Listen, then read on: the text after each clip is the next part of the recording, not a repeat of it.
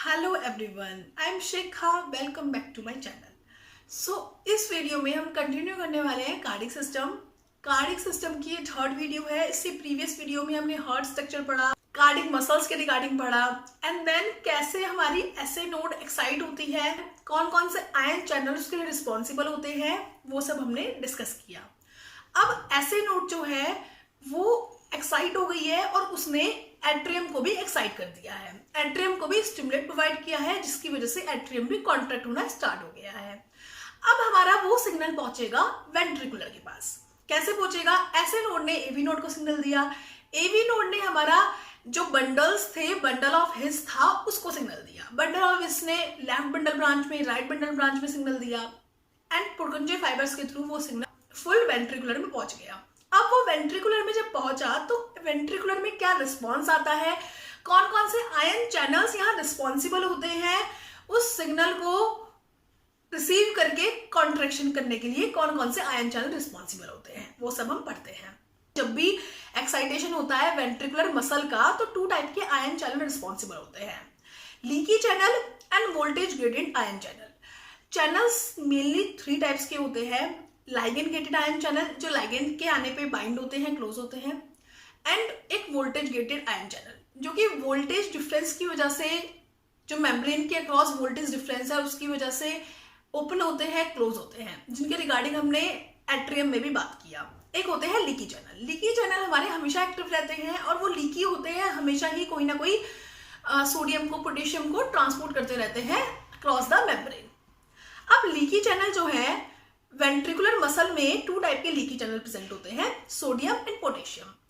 Sodium channel बहुत कम होते हैं, पोटेशियम लीकी चैनल बहुत ज्यादा होते हैं, जिसकी वजह से पोटेशियम चैनल्स की वजह से पोटेशियम बाहर जाता है और सोडियम चैनल की वजह से, लीकी चैनल की वजह से सोडियम अंदर आता है। अब क्या है, ज्यादा क्या है, पोटेशियम चैनल है, तो ज्यादा पोटेशियम बाहर जा रहा है, कम सोडियम अंदर आ रहा है, और जो सोडियम अंदर आ भी रहा है ना, वो भी हमारा Na पॉजिटिव, के पॉजिटिव एटीपीएस प्रेजेंट होता है, उसके थ्रू बाहर जा रहा है, तो जिसकी वजह से बाहर पॉजिटिव चार्ज हो जाता है और अंदर नेगेटिव चार्ज हो जाता है और एक वोल्टेज ग्रेडियंट डेवलप हो जाता है। ये हम बात कर रहे हैं वेंट्रिकुलर की। वेंट्रिकुलर में वोल्टेज ग्रेडियंट होता है that is -90। Resting membrane potential मतलब कोई स्टिमुलस नहीं आया है, तो क्या मेम्ब्रेन पोटेंशियल है across the membrane. Full membrane potential के लिए, रेस्टिंग मेम्ब्रेन पोटेंशियल के लिए कौन रिस्पॉन्सिबल है? लीकी चैनल रिस्पॉन्सिबल है। दूसरे टाइप के चैनल हमारे होते हैं voltage gradient ion channel. Voltage gradient ion channel three types के होते हैं, sodium voltage gradient ion channel, calcium voltage gradient ion channel, potassium voltage gradient ion channel. Sodium voltage gradient ion channel का opening potential जो होता है, membrane potential, वो -70 होता है। ओपनिंग जो है वो -70 पे होती है, क्लोजिंग +30 पे होती है। कैल्शियम की जो ओपनिंग होती है वो जब भी वो 0 से अबव जाएगा, जब भी वो 0 से अबव जाएगा उसकी ओपनिंग हो जाएगी, और 0 से बिलो जाएगा तो उसकी क्लोजिंग हो जाएगी। यहाँ पे कैल्शियम सिर्फ एक टाइप का प्रेजेंट होता है, वहां पे हमारे कैल्शियम टू टाइप के प्रेजेंट थे, L type and T type. यहाँ पोटेशियम टू टाइप के प्रेजेंट होते हैं, T type and ordinary type.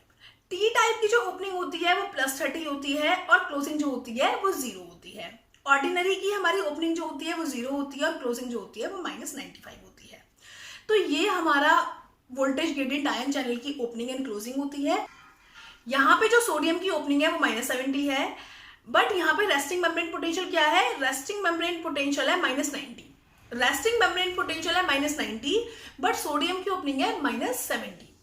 तो मीन्स -90 से जब वो -70 पर पहुंचेगा, जब भी सोडियम ओपन होगा, और सोडियम ओपन होगा जब भी हमारा पूरा का पूरा प्रोसेस स्टार्ट होगा। तो इट मीन्स -90 से -70 पे कैसे पहुंचा जाए? -70 और -90 में एक गैप है, इसलिए अपने आप तो नहीं पहुंच सकता। इसी वजह से हमारा ये जो वेंट्रिकुलर मसल होती है, वेंट्रिकुलर सिंसिटम होती है, इनमें सेल्फ रिदमिसिटी, सेल्फ कैपेसिटी नहीं होती स्टिमुलेट करने की, बिकॉज इनके रेस्टिंग मेम्ब्रेन पोटेंशियल में और जो हमारा सोडियम का वोल्टेज ग्रेडियंट आयन चैनल है उसकी ओपनिंग होने में डिफरेंस होता है, मेम्ब्रेन पोटेंशियल में डिफरेंस होता है। अब वो डिफरेंस, वो जो गैप है वो कैसे फिल होगा? जब हमारा सिग्नल आता है तो उस सिग्नल के साथ हमारे सोडियम एंड कैल्शियम आते हैं। ये आपको बताया था कि जब भी हमारा सिग्नल आता है एवी नोड से, देन हमारा बंडल फाइबर से, लेफ्ट बंडल ब्रांच से, राइट बंडल ब्रांच से, तो वो जो सिग्नल की फॉर्म में आते हैं, तो सिग्नल की फॉर्म में क्या आते हैं? आयंस आते हैं सिग्नल की फॉर्म में। अब ये जो आयंस आए हैं हमारे, ये आयंस ही स्टिमुलेट करते हैं क्योंकि ये पॉजिटिव आयन है और रेस्टिंग मेम्ब्रेन पोटेंशियल है -90, तो माइनस और पॉजिटिव मिलके हमारा थोड़ा सा पॉजिटिव की तरफ जाने लगेगा और -90 धीरे धीरे करके -70 होने लगेगा इन आयंस की वजह से, सोडियम की वजह से एंड कैल्शियम की वजह से। इसी तरीके से ये स्टिमुलेट होता है। मींस स्टिमुलेशन और कुछ नहीं है, आयंस का आना है, आयंस आते हैं और रेस्टिंग मेम्ब्रेन पोटेंशियल जो होता है वो कम होता चला जाता है, रेस्टिंग मेम्ब्रेन पोटेंशियल पॉजिटिव की तरफ जाता चला जाता है, -70 हो जाता है और हमारा सोडियम आयन चैनल ओपन हो जाता है और सोडियम चैनल ओपन हो जाएगा तो फुल साइकिल फिर से स्टार्ट हो जाएगी, फुल साइकिल इसके अकॉर्डिंग स्टार्ट हो जाएगी। वो फुल साइकिल और वो फुल इवेंट्स क्या है वो अभी देखते हैं, बट यहाँ पे हमें ये पता चला कि हमारा इसका एक्साइटेशन कैसे हुआ। अब क्या था, -90 था, -90 से -70, -90 से -70 सोडियम आने की वजह से और कैल्शियम आने की वजह से -90 से -70 पहुंच गया। यहाँ पे हमारा जो सोडियम चैनल था वो ओपन हो गया, यहाँ पे हमारा सोडियम चैनल ओपन हो गया और ये सोडियम चैनल -70 पे ओपन होता है, ये हमारा -70 पे ओपन होता है और क्लोज कहाँ पे होता है, +30 पे क्लोज होता है। तो यहाँ पे 70 पे हमारा सोडियम चैनल ओपन हो चुका है और ये सोडियम चैनल बहुत फास्ट चैनल होता है, ये एकदम से शूट लेता है, एकदम से हमारा +30 पे पहुंच जाता है। जैसे ही ये 0 से ऊपर गया, जैसे ही ये 0 से ऊपर गया तो यहाँ पे हमारा कैल्शियम चैनल है वो भी ओपन हो जाते हैं। जैसे ही ये 0 से ऊपर जाता है, जैसे ही ये सोडियम आयन अंदर आना स्टार्ट हुए, सोडियम आयन अंदर आना स्टार्ट हुए, जैसे सोडियम आयन अंदर आना स्टार्ट हुए वैसे ही हमारा ये 0 पे पहुंच गया है, वैसे ही हमारा ये 0 पे पहुंच गया है, धीरे धीरे हमारा पॉजिटिव की तरफ जाने लगा और 0 पे पहुंच गया। जैसे ही वो 0 पे पहुंचा वैसे ही हमारे कैल्शियम आयंस जो थे हमारे, वो कैल्शियम चैनल जो था वो ओपन हो गया। जैसे ही कैल्शियम चैनल ओपन हुआ तो इसने और ज्यादा शूट ले लिया। तो ये जो शूट है हमारा, ये हमारा सोडियम की वजह से हुआ है, ये जो डीपोलराइजिंग है ये सोडियम की वजह से हुई है, बट ये जो डीपोलराइजिंग है ये सोडियम की वजह से और कैल्शियम की वजह से, दोनों की वजह से हुई है। ओके, ये +30 पहुंच चुका है, ये +30 पहुंच चुका है। अभी भी कैल्शियम आयंस ओपन है क्योंकि कैल्शियम जो है अबव 0 ओपन रहता है कैल्शियम चैनल और बिलो 0 क्लोज हो जाता है। तो जैसे ही अबव 0 आया ये ओपन हो गया, बट +30 पे जाके जो सोडियम था वो हमारा क्लोज हो चुका है। सोडियम हमारा यहां से ओपन हुआ था और यहां आके क्लोज हो गया, सोडियम यहां से ओपन हुआ था यहां आके क्लोज हो गया, कैल्शियम यहां से ओपन हुआ था अभी तक ओपन नहीं है क्योंकि वो अबव 0 ओपन ही रहेगा। और हमारे इस पॉइंट पे जाके +30 पे जाके हमारा पोटेशियम भी ओपन हो गया, पोटेशियम भी ओपन हो गया। तो फाइनल यहाँ पे हम क्या कह सकते हैं, जो सबसे ऊपर पीक पॉइंट है +30 की, वहां पे कौन कौन ओपन है, वहां पे सोडियम तो क्लोज हो गया है, वहां पे कैल्शियम ओपन है और पोटेशियम ओपन है। तो कहने का मतलब ये है, पहले हमारे सोडियम ओपन हुए, फिर सोडियम एंड कैल्शियम दोनों ओपन हुए, फिर अब बस कैल्शियम ओपन है और पोटेशियम ओपन है। तो हमारे इस जगह पे सोडियम ओपन था, इस जगह पे सोडियम एंड कैल्शियम दोनों ओपन थे। अब यहाँ पे जब पॉइंट आया है तो सोडियम तो क्लोज हो गया है, कैल्शियम एंड पोटेशियम दोनों ओपन है। अब आप लोग जानते होंगे कि कैल्शियम तो हमारा कैल्शियम को साइटोसोल में लाता है, पॉजिटिविटी क्रिएट करता है, बट जो पोटेशियम है वो पोटेशियम आयन को कहाँ करता है, वो पोटेशियम आयन को सेल के बाहर करता है, सेल से रिमूव करता है। चैनल के थ्रू पोटेशियम आयन साइटोसोल से बाहर जाते हैं, चैनल के थ्रू साइटोसोल से मूव हो जाते हैं पोटेशियम आयन। तो हमारा क्या कर रहा है, ये जो ब्लू वाली जो आपको लाइन दिख रही है इसमें कैल्शियम तो अंदर आ रहे हैं और जो पोटेशियम है वो बाहर जा रहा है। तो ये एक दूसरे को कैंसिल कर रहे हैं, एक दूसरे को कैंसिल कर रहे हैं, बट ये जो पोटेशियम है ये बहुत ज्यादा बाहर जा रहा है और कैल्शियम बहुत स्लो में अंदर आ रहे हैं, कैल्शियम थोड़े स्लो में अंदर आ रहे हैं, पोटेशियम फास्ट बाहर जा रहा है। तो यहाँ पे हमारा नेगेटिविटी आती चली जाती है, नेगेटिव होता चला जाता है, बट ये बहुत स्लो नेगेटिव होता है। इसमें आपको दिख रहा है ये ग्राफ थोड़ा एक्सटेंड हुआ है। क्यों एक्सटेंड हुआ है, क्योंकि दोनों आपस में एक दूसरे को कैंसिल कर रहे हैं, जिसकी वजह जो नेगेटिविटी है ना, रिपोलराइजेशन है, वो बहुत स्लो हो रहा है, जिस वजह से ये जो पूरा टाइम पीरियड है ये होता है 200 मिली सेकेंड का। सो 200 मिली सेकेंड मिलते हैं वेंट्रिकुलर में कैल्शियम को आने के लिए। इस 200 मिली सेकेंड में कैल्शियम आता है और वेंट्रिकुलर जो है चैम्बर जो है वो कॉन्ट्रैक्ट होता है, वेंट्रिकुलर चैम्बर कॉन्ट्रैक्ट होता है इस टाइम में, बिकॉज कैल्शियम आया है, कैल्शियम यहां तक रहेगा, आता रहेगा, क्योंकि कैल्शियम भी आ रहा है, पोटेशियम भी आ रहा है, तो ये लीप बहुत एक्सटेंड हो गया है क्योंकि दोनों आपस में एक दूसरे को कैंसिल कर रहे हैं। क्या हुआ, यहां तक हमारा कैल्शियम आता रहा, यहां तक हमारा कैल्शियम आता रहा, कैल्शियम आता रहा, बट यहां पे जब हमारा 0 से वो नीचे जाने लगा तो कैल्शियम आयन क्लोज हो गए और पोटेशियम ओपन रहा।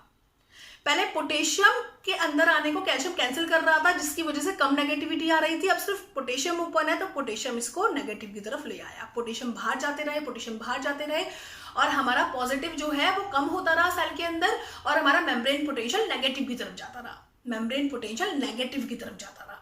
जिस तरीके से ये पोटेशियम बाहर जाते रहे, कम होता रहा, मेम्ब्रेन पोटेंशियल कम होता रहा, पोटेशियम बाहर जाते रहे और यहाँ पे हमें एक 90 से भी लो देखने को मिलता है, जिसको बोलते हैं हाइपरपोलराइजेशन। रेस्टिंग मेम्ब्रेन पोटेंशियल से भी नीचे जाता है मेम्ब्रेन पोटेंशियल, तो उसको बोलते हैं हाइपरपोलराइजेशन। और ज्यादा पोलराइजेशन हो गया, जब भी नेगेटिव होता है पोलराइजेशन रहता है, और नेगेटिव होगा हाइपरपोलराइजेशन हो गया। हाइपरपोलराइजेशन क्यों होता है? क्योंकि के पॉजिटिव आयन जो होते हैं वो बहुत स्लो, के पॉजिटिव आयन का जो चैनल होता है वो बहुत स्लो क्लोज होता है, बहुत स्लो क्लोज होता है। वो -90 पे आते ही क्लोज होना स्टार्ट कर देता है, क्योंकि -90 उसका क्लोजिंग पॉइंट है। बट क्लोज होते होते उसको टाइम लग जाता है, जिसकी वजह से ये एक छोटी सी वेव ले लेता है नेगेटिव की साइड, जिसको बोलते हैं हाइपरपोलराइजेशन। यहाँ पे हमारा हाइपरपोलराइजेशन हो गया। तो हमारे यहाँ पे 3 फेस आए, डीपोलराइजेशन, रीपोलराइजेशन, हाइपरपोलराइजेशन। और ये हमारा एक प्लेटो फेस आया। प्लेटो फेस इसलिए आया बिकॉज यहाँ पे कैल्शियम एंड पोटेशियम एक दूसरे को कॉन्ट्राडिक्ट कर रहे थे। कैल्शियम अंदर आ रहे थे, पॉजिटिव साइड अंदर आ रहा था, तो पॉजिटिव साइड बाहर भी जा रहा था, जिसकी वजह से एकदम से नेगेटिव क्रिएट नहीं हो पाया, एकदम से हमारा रीपोलराइजेशन नहीं हो पाया। तो यहाँ पे हमारा एक प्लेटो फेस डेवलप हुआ और ये प्लेटो फेस ही रिस्पॉन्सिबल होता है वेंट्रिकुलर की कॉन्ट्रैक्शन के लिए, क्योंकि इस प्लेटो फेस में ही कैल्शियम आ रहा है और इसी वक्त हमारा वेंट्रिकल जो है वो कॉन्ट्रैक्ट हो जाएगा। तो समझ में आया आपको क्या हुआ? पोटेशियम चैनल भी हमारे 2 टाइप के थे। यहाँ तक हमारा T टाइप का पोटेशियम चैनल ओपन रहता है, बस जैसे 0 आती है 0 से 90 तक हमारा ऑर्डिनरी टाइप का पोटेशियम चैनल ओपन होता है। ऑर्डिनरी टाइप का जो पोटेशियम चैनल ओपन था ये हमारा स्लो टू क्लोज होता है। स्लो टू क्लोज, क्लोज होने में थोड़ा टाइम लगाता है, इस वजह से ये -90 पे आके क्लोज होना स्टार्ट हुआ। बट हमारा ये और ज्यादा क्लोज होते होते इसको टाइम लग गया और हमारा पोटेशियम बाहर जाते चले गए, जिसकी वजह से और नेगेटिव एनवायरमेंट क्रिएट हो गया और नेगेटिव आयंस आ गए सेल के अंदर। हाइपर पोलराइजिंग कंडीशन डेवलप हो गई, मींस रेस्टिंग मेम्ब्रेन पोटेंशियल से भी नेगेटिव कंडीशन डेवलप हो गई। अब हमारा क्या होगा? फिर से हमारा नेक्स्ट टाइम स्टिमुलस होगा तो हमारा सोडियम अंदर आएंगे, कैल्शियम अंदर आएंगे, फिर से हमारा ये एक लीप लेगा, फिर से हमारा वही सब स्टार्ट हो जाएगा। सो इस तरीके से हमारा जो वेंट्रिकुलर होता है वो हमारा क्या होता है? वो हमारा कॉन्ट्रैक्ट होता है। इस फेस में हमारा वेंट्रिकुलर जो है वो हमारा कॉन्ट्रैक्ट होता है। पहले हमारा क्या हुआ? ऐसे नोड जो है वो पेसमेकर सेल्स हैं, वो अपने आप एक्साइट हुई। अपने आप एक्साइट क्यों हुई? क्योंकि उनका रेस्टिंग मेम्ब्रेन पोटेंशियल और हमारा उनका जो सोडियम का ओपनिंग चैनल था उसका पोटेंशियल सेम था, जिसकी वजह से वो खुद एक्साइट हुई और उन्होंने क्या किया? फुल एट्रियम को एक्साइट कर दिया। फुल एट्रियम को एक्साइट कर दिया, फिर ऐसे नोड के थ्रू एवी नोड के थ्रू बंडल ब्रांच, इन सब के थ्रू होते होते हमारा वेंट्रिकुलर के पास भी हमारा वो सिग्नल आ गया। वेंट्रिकुलर के पास किस फॉर्म में सिग्नल आया? सोडियम एंड कैल्शियम की फॉर्म में। अब इनमें जो रेस्टिंग मेम्ब्रेन पोटेंशियल और सोडियम में था वो गैप था। गैप कितना था? 20 का गैप था, -20 का गैप था, बहुत ज्यादा गैप था। उस -20 के गैप को पॉजिटिव चार्ज होता कैल्शियम का एंड सोडियम का, उसने उसको फिल कर दिया। अब -70 पे जाके ओपन हो गया और एक बार ओपन होते ही सोडियम आए, कैल्शियम आए, पोटेशियम गए, जिसकी वजह से हमारा पूरा का पूरा ये फिर से हमारा डीपोलराइजिंग, प्लेटो फेस, रीपोलराइजिंग और हाइपरपोलराइजिंग हुआ। अब जो हमने दोनों केसेस में वेंट्रिकुलर एक्साइटेशन पढ़ा और एट्रियम एक्साइटेशन पढ़ा, दोनों ही केसेस में हमारा कैल्शियम आने की वजह से कॉन्ट्रैक्शन हो रहा है। एट लास्ट उनका मेन मोटिव क्या है? कैल्शियम आएगा और कॉन्ट्रैक्शन होगा। तो ये कैसे होता है? डीपोलराइजेशन होता है। डीपोलराइजेशन होता है उसके वक्त हमारे टाइप कैल्शियम चैनल ओपन होते हैं और हमारे कैल्शियम आयन को अंदर एंट्री देते हैं। जब कैल्शियम सेल में आ जाता है तो कैल्शियम क्या करता है?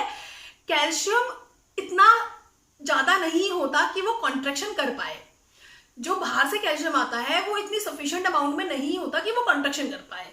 तो बाहर का कैल्शियम क्या करता है? वो जो इंटरनल सेल में भी तो कैल्शियम है, स्मूथ एंडोप्लाज्मिक रेटिकुलम में, तो जो बाहर का जो कैल्शियम होता है वो क्या करता है? राइनोडीन एक रिसेप्टर प्रेजेंट होता है स्मूथ एंडोप्लाज्मिक रेटिकुलम पे। स्मूथ एंडोप्लाज्मिक रेटिकुलम पे राइनोडीन एक रिसेप्टर प्रेजेंट होता है, उस पे आके वो कैल्शियम बाइंड होता है, जिसकी वजह से जो अंदर कैल्शियम प्रेजेंट है वो भी हमारे बाहर आने लगते हैं। और हमारा जब बहुत ज्यादा कैल्शियम हो जाता है वो हमारा कैल्शियम ट्रोपोनिन, ट्रोपोमायोसिन पे जाके बाइंड होता है।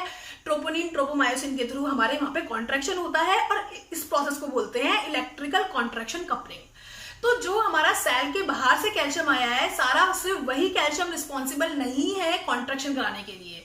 जो सेल के बाहर से कैल्शियम आया है वो आके स्मूथ एंडोप्लाज्मिक रेटिकुलम के राइनोडिन रिसेप्टर पे बाइंड हुआ, जिसकी वजह से उसको सिग्नल मिला कि हाँ और कैल्शियम अंदर से लाना है। स्मूथ एंडोप्लाज्मिक रेटिकुलम ने कैल्शियम को भेजा अंदर से, और हमारा जब कैल्शियम बहुत ज्यादा हो गया तो उस कैल्शियम की वजह से हमारा कॉन्ट्रैक्शन हुआ। 80 to 85% जो है इंटरनल रिजर्व से कैल्शियम यूज होता है, ओनली 20% हमारा बाहर से कैल्शियम आता है। जो हमारे चैनल ओपन हुए थे अभी भी कैल्शियम के, उनसे सिर्फ कुछ अमाउंट में कैल्शियम आता है। अब आप पूछेंगे इतना ही कम आना था तो ये प्रोसेस क्यों हुआ? ये प्रोसेस इसलिए हुआ क्योंकि स्मूथ एंडोप्लाज्मिक रेटिकुलम से ऐसे ही कैल्शियम बाहर नहीं आ जाता। स्मूथ एंडोप्लाज्मिक रेटिकुलम से कैल्शियम बाहर निकालने के लिए हमें कुछ ना कुछ सिग्नल देना पड़ेगा। वो सिग्नल जो है वो जो बाहर का कैल्शियम है वो अंदर आके सिग्नल देता है कि हाँ अब कॉन्ट्रैक्शन होना है, अब अपने इंटरनल रिजर्व में जो कैल्शियम है उसको निकाला जाए और फिर कॉन्ट्रैक्शन किया जाए। इस प्रोसेस को बोलते हैं इलेक्ट्रिकल कॉन्ट्रैक्शन कपलिंग। सो इस तरीके से हमारा कॉन्ट्रैक्शन होता है एट्रियम का भी और वेंट्रिकुलर का भी। अब नेक्स्ट वीडियो से हम स्टार्ट करेंगे कि कैसे एक कार्डिक साइकिल क्रिएट हुई इसके थ्रू, इन दोनों एक्साइटेशन के थ्रू कैसे कार्डिक साइकिल क्रिएट हुई, कैसे हार्ट बीट आई, उसके रिगार्डिंग पढ़ेंगे कि कब हमारा कौन से फेस में हमारा क्या क्लोज हुआ, एवी वॉल्व, एसएल वॉल्व कब क्लोज हुई, कब इनकी ओपनिंग हुई, कब कौन सी हार्ट बीट आई, उसके रिगार्डिंग पढ़ेंगे। So best of luck.